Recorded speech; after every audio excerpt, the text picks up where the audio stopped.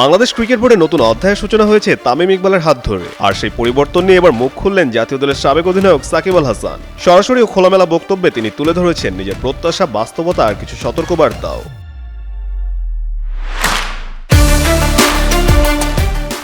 তামিমকে নিয়ে নিজের প্রত্যাশার কথা বলতে গিয়ে সাকিব বলেন তিনি ইতিবাচক দিকটাই দেখতে চান। তার বিশ্বাস ভালো উদ্দেশ্য নিয়ে দায়িত্বে এলে ভালো কিছু করা সম্ভব। সাকিব এ বিষয়ে বিস্তারিত আরও বলেন, আশা করছি ভালো কিছুই হবে। ভালো ইন্টেনশন নিয়ে আশা করি সে এসেছে। ইন্টেনশন যদি ভালো থাকে ভালো কিছু করতে পারবে বলেই আমি মনে করি।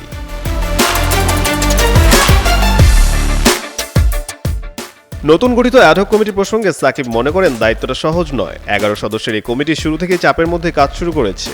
সামনে রয়েছে একাধিক চ্যালেঞ্জ, যার মধ্যে সবচেয়ে গুরুত্বপূর্ণ হচ্ছে নির্ধারিত সময়ের মধ্যে নির্বাচন আয়োজন করা। সাকিবের মতো বিভিন্ন প্রশ্ন বা বিতর্ক থাকলেও সেগুলো পাশে রেখে দ্রুত নির্বাচন সম্পন্ন করা এখন সবচেয়ে জরুরি।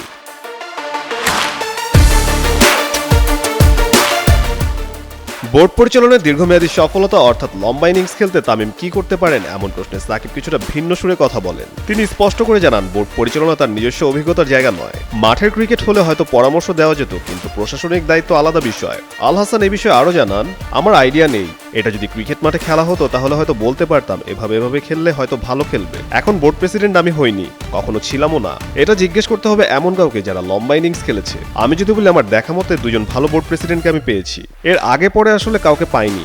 দুজন বোর্ড প্রেসিডেন্টই আমার পুরো সময় ছিল বলতে পারেন। একজন হচ্ছে লোটাস কামাল আর দ্বিতীয়জন হচ্ছেন আমাদের পাপন ভাই। এই দুজনের কাছে জিজ্ঞেস করলে ভালো উত্তর পাওয়া যাবে তামিম কিভাবে লম্বা ইনিংস খেলতে পারবে।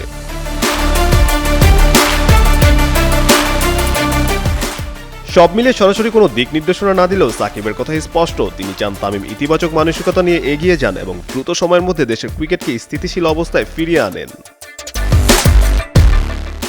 কাজী সাকলেন আহমেদ, যুগান্তর স্পোর্টস।